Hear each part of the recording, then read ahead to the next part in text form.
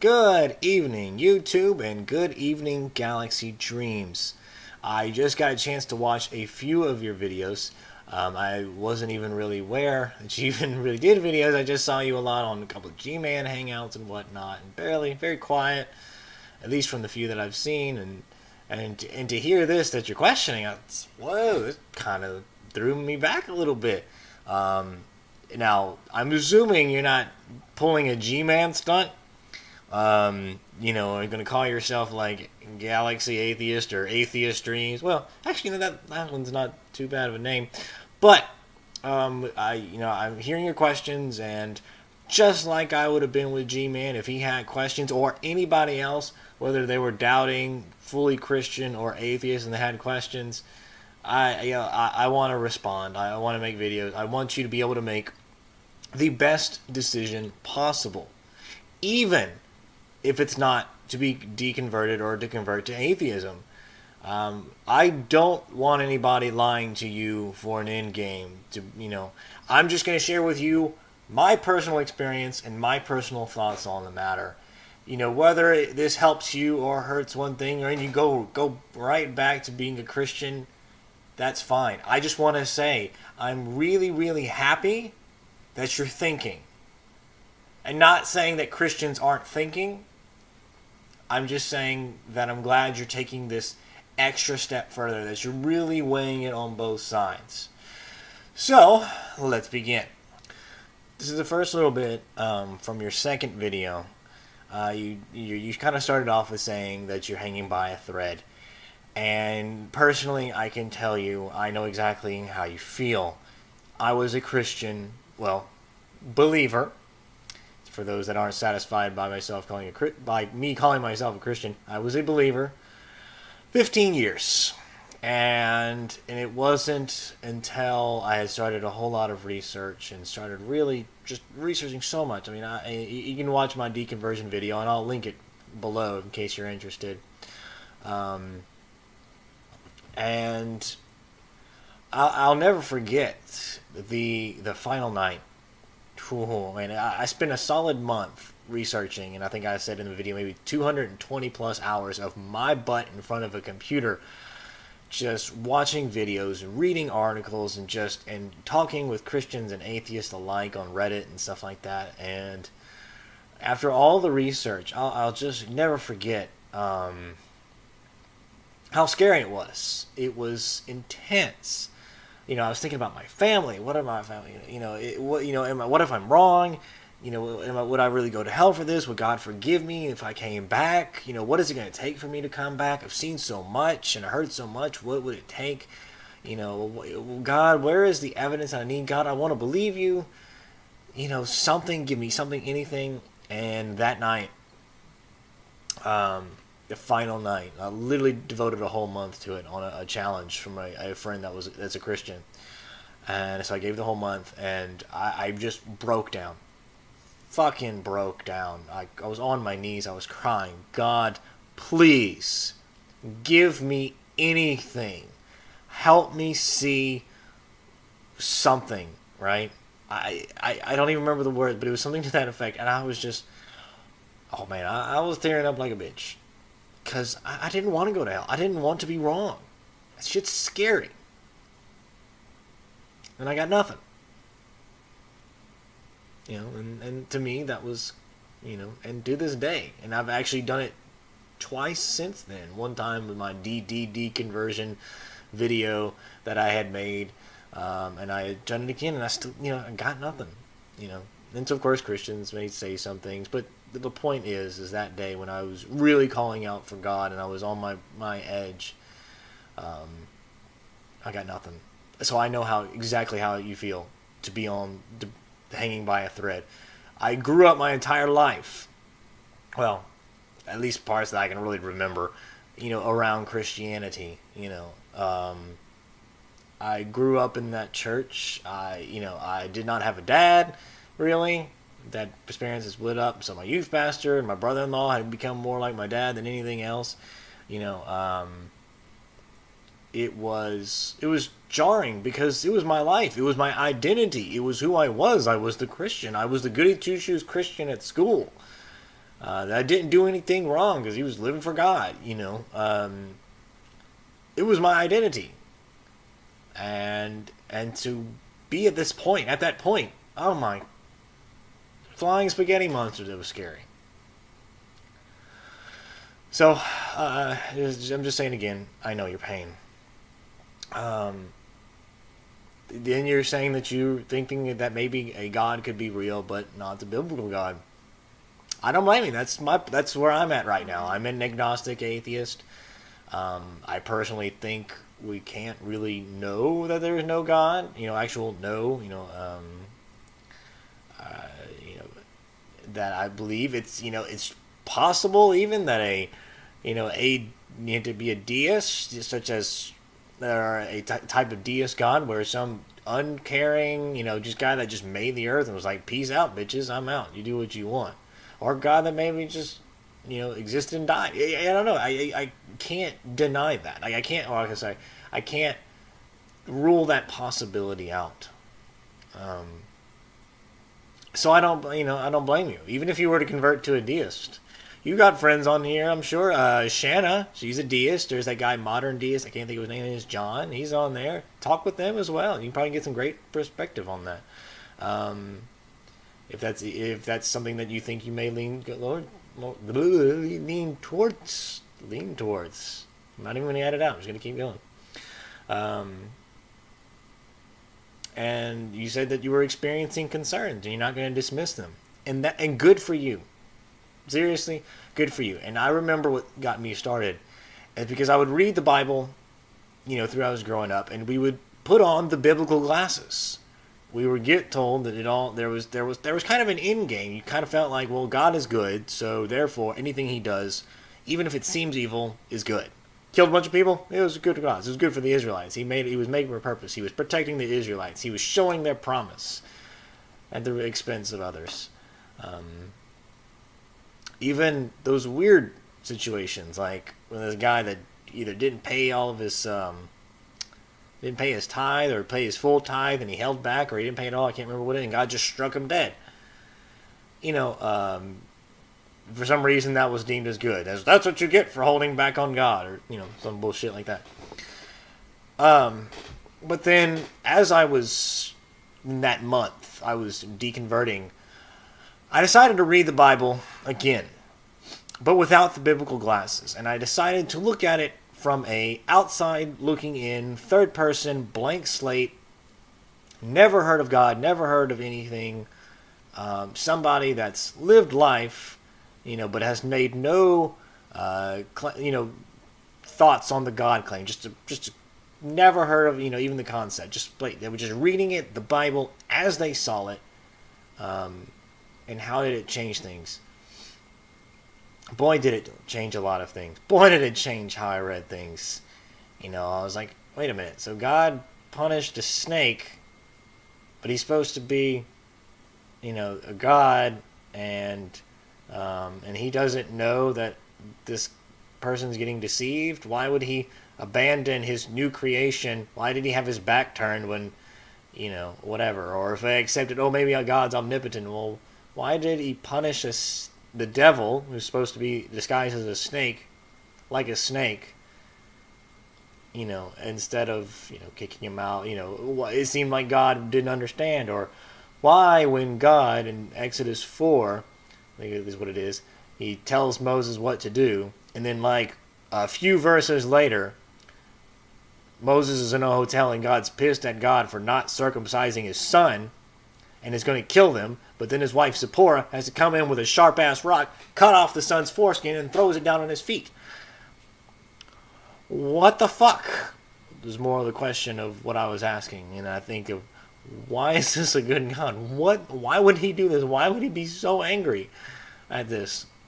To want to kill the guy that He just finished telling that He was going to free the Israelites from... what if He had killed him? That would have been the end. That would have been the end of the story.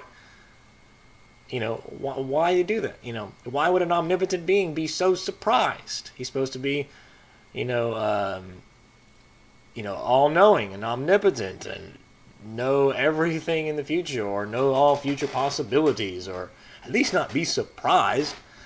It's things like that. And man, everything I'd read, it sounded incredibly human. So yeah, that's all I want to say on that. Just if you decide, kind of do a read through about that, try and change your view on how you read the Bible and look at it a little bit differently, and you kind of be surprised at what you'll find. Then you talked about devil. He was known as the accuser. Well, of course, that was the word Satan, which was also the accuser, and also the adversary, which is like when Jesus was talking with Peter, and Peter has said something, Lord, why are you doing this? When Jesus is talking about that he was going to have to die, and Jesus says, get behind me, Satan.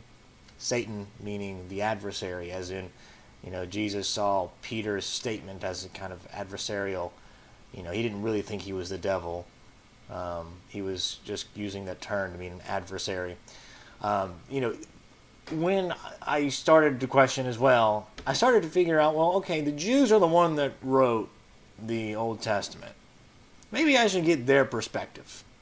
Maybe I should see what they had to say. And so, of course, you learn that Satan, the accuser, the adversary, was just an angel of God, and he basically just did his dirty work. According to the early Jews, they did not believe in the devil, because the concepts that we see in Isaiah and Ezekiel, if I remember correctly, where they talk about all those things about the devil, they're not about the devil.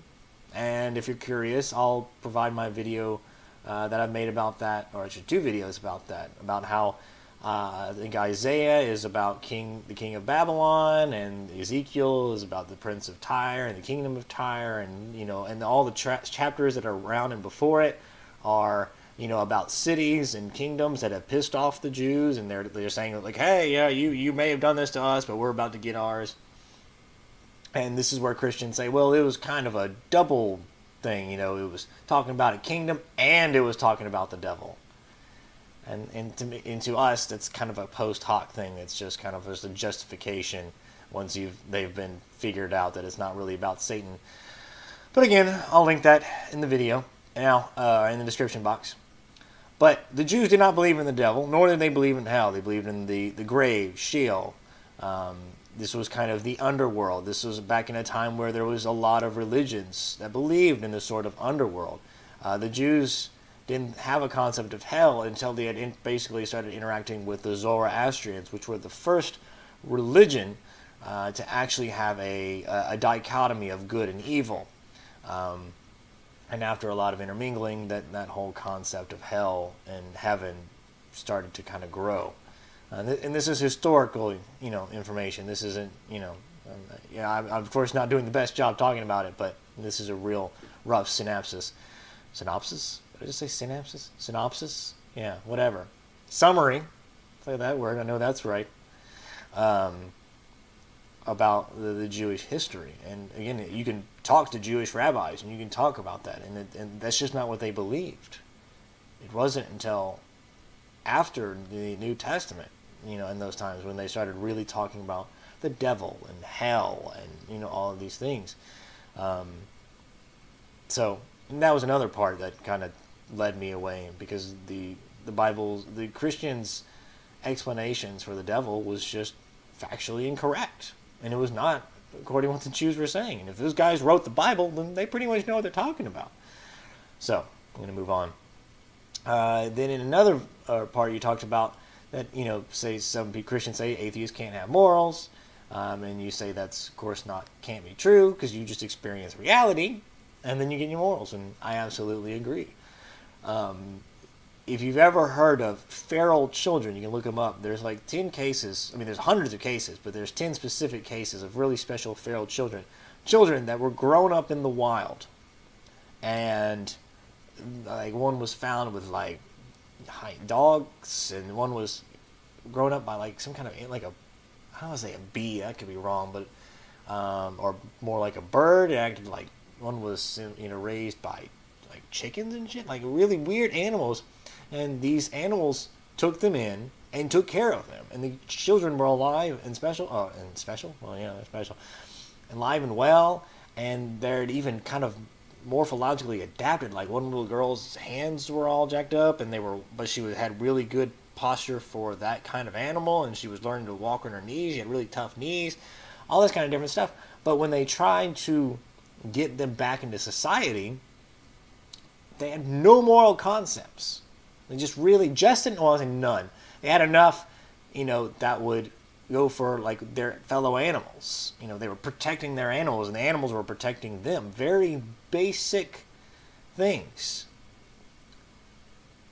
And you would think if there was some sort of morality, like a human-like morality that was ingrained in us all, surely these 8, 9, 10, 12, kids, year old would have learned that, and that there would be somewhere going on. But they have the morality of animals. But I just found that interesting. And then I was going to say I was really impressed with the atheist accountability for their actions, and then you say that it's actually more true for Christians, and I absolutely have to agree. Some Christians, not all Christians, they can do whatever they want.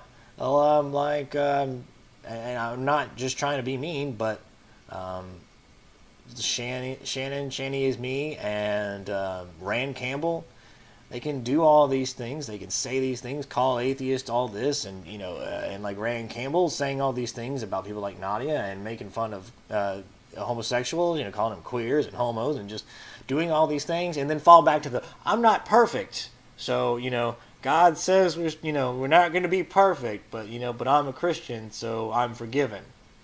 There's just those type of people.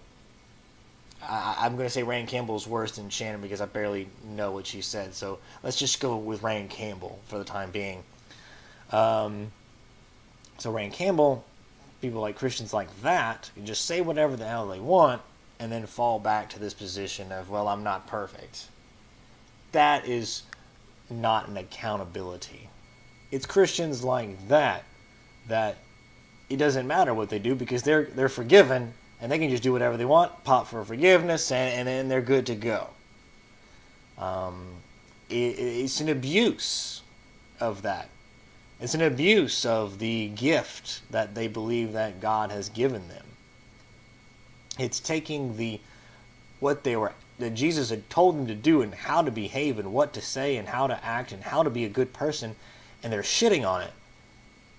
But when somebody calls them out for it, they just fall back to it. Like they're not supposed to be perfect. They're just expected to be, and they can mess up, and it's okay. I would have to say, when you say that, you don't know if atheists have more morality, and I agree. There's no, in general, atheists, in general, Christians are more moral. It comes down to the individual. A lot of these cases that we're seeing of Christians doing immoral things, it's the vocal majority in of these Christians that are doing these terrible things. And then there's a small minority of atheists for one reason or another doing terrible things. It's not the belief set, it's the type of Christian you're dealing with. Because we can come across some fantastic Christians that are great moral people that want to help people, that are humanists, just like the secular humanist counterparts. My best friend growing up, she is a Christian. She is a fantastic person. She is not the Rand Campbell type of person. And so Christianity, to kind of get back on track, does not have any exclusive rights to morality. We see atheists with it, atheists without it, Christians with it, and Christians without it. However, many of these types of Christians, these vocal majority, it's more of they're being more amoral than anything. They're not thinking morally, they're just following orders and calling it because it's a moral thing to do, because God said it's moral, then it's obviously a moral thing to do. But they're not being a moral agent. But let's move on. Oh, that's right. I forgot what I wanted to add.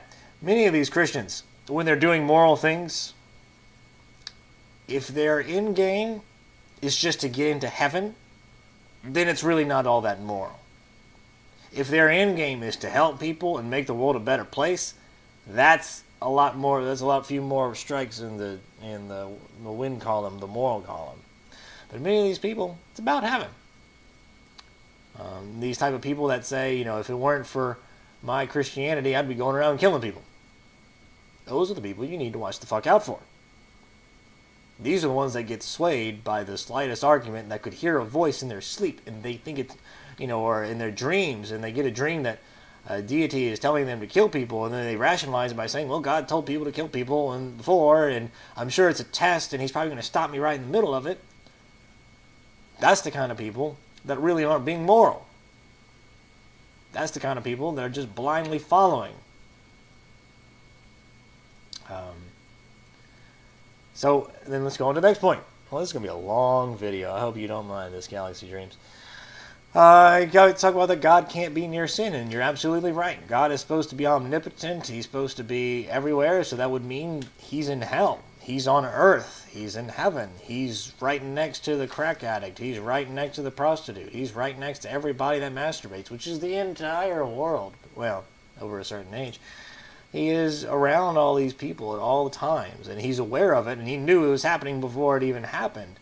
To say, and like you said, he was with the devil in heaven, which is kind of different, because like I talked about the Jewish understanding of hell, because at the point when when the devil was in heaven, he was not the devil, he was Satan the accuser. He was actually just an angel of God doing what he wants, doing what God wants. Because when you think about it, and I should have said this earlier, but I'm just going to go back to it, in the scriptures in Job where the devil is talking to God, and God said, where have you been? He's like, well, just on the earth, going to and fro, doing whatever.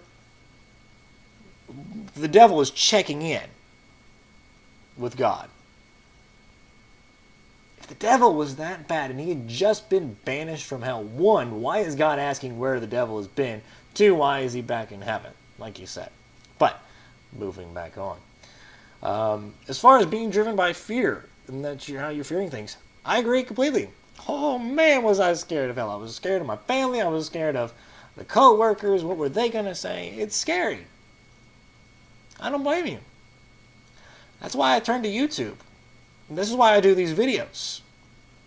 Because there are other people like myself that were just as afraid as I am. I get a message, once a month. Or somebody replying to a comment or a video I made, commenting, and having the same fears, and and thanking me for this deconversion video that I made, and helping them see things differently, because it's a scary situation.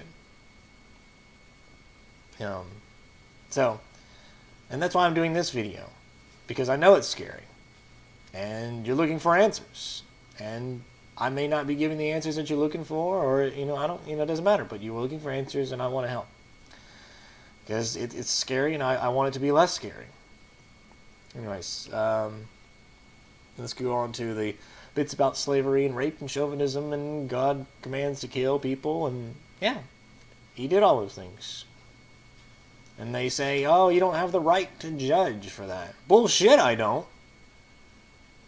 If God is real, and he gave me the ability to make moral decisions and think of things rationally and think things morally, then he knows. And I'm looking at that and thinking, wow, that's kind of a dick move. And he would know that. But he still does it. And if nothing else, that doesn't show, and the Christians will say, oh, well, it's his nature to be good. So everything he does is good. Well, he commands people not to kill. So it's in its nature, so it must be in his nature not to kill, not to murder. But when he does those things, so the best you can say is that God is a fan of situational ethics. You can justify what he's done, and and that's a justification for a moral or an immoral act. It's a justification for what he's done. But morality is dependent on the more than one person. We have every right. Morality comes from ourselves. We experience the world, like you said, and we see that that doesn't look right. I don't like that. I don't think that's moral. We have every right to judge if God is moral or not. Now, our morality may not be considered objective, sure, but it doesn't mean we can't judge for ourselves.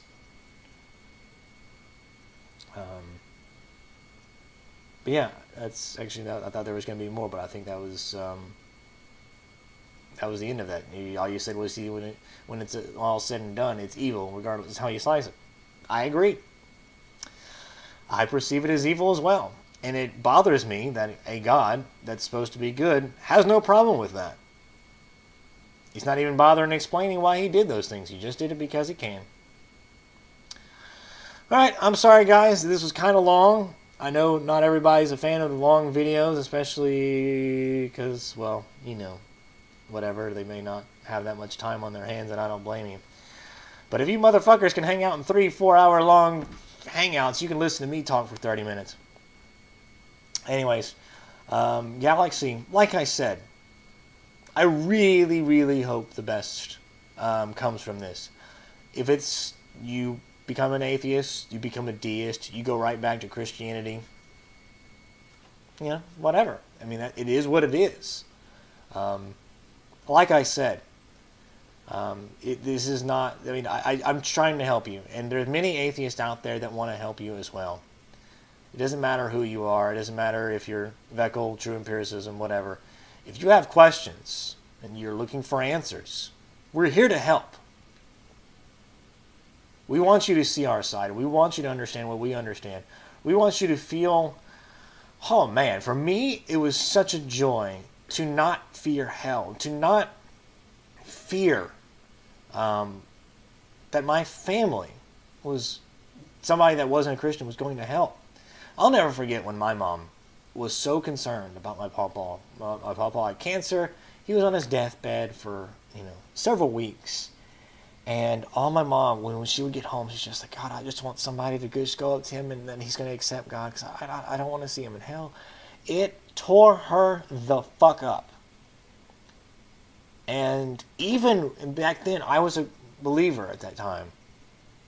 And I just sat there going, oh my God, this is miserable. The hardest part, and my grandpa is dying, and all she can think about is that he's going to hell for all of eternity. And I just think, why? Why would that happen? Why does God choose to do that? And how could I go to heaven, and how could my mom go to heaven, and know that, and think that that's a good thing, and just forget that my pawpaw is in heaven? Though that didn't really add to my deconversion, this is just a kind of just another thought. So, to live, not really necessarily for myself, I found myself to being more humanistic and more understanding of people and, whatever, but that's just me. So I'm just going to kind of move on. This video is getting really long again.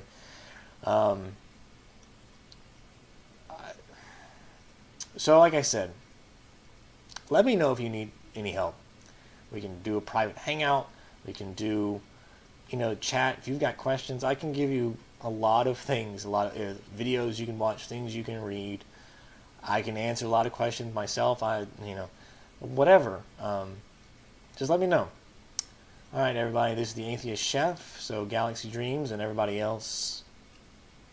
Questions, or anybody else, whether they were doubting, fully Christian or atheist, and they had questions, I want to respond. I want to make videos. I want you to be able to make the best decision possible, even if it's not to be deconverted or to convert to atheism. I don't want anybody lying to you for an end game. I'm just going to share with you my personal experience and my personal thoughts on the matter. Whether this helps you or hurts one thing, or you go right back to being a Christian, that's fine. I just want to say I'm really, really happy that you're thinking. And not saying that Christians aren't thinking. I'm just saying that I'm glad you're taking this extra step further, that you're really weighing it on both sides. So, let's begin. This is the first little bit from your second video. You kind of started off with saying that you're hanging by a thread. And personally, I can tell you, I know exactly how you feel. I was a Christian, believer, for those that aren't satisfied by me calling myself a Christian, I was a believer 15 years. And it wasn't until I had started a whole lot of research and started really just researching so much. I mean, you can watch my deconversion. Forgive me if I came back. What is it going to take for me to come back? I've seen so much and I heard so much. What would it take? God, where is the evidence I need? God, I want to believe you. Something, give me something, anything. And that night, the final night, I literally devoted a whole month to it on a challenge from a friend that's a Christian.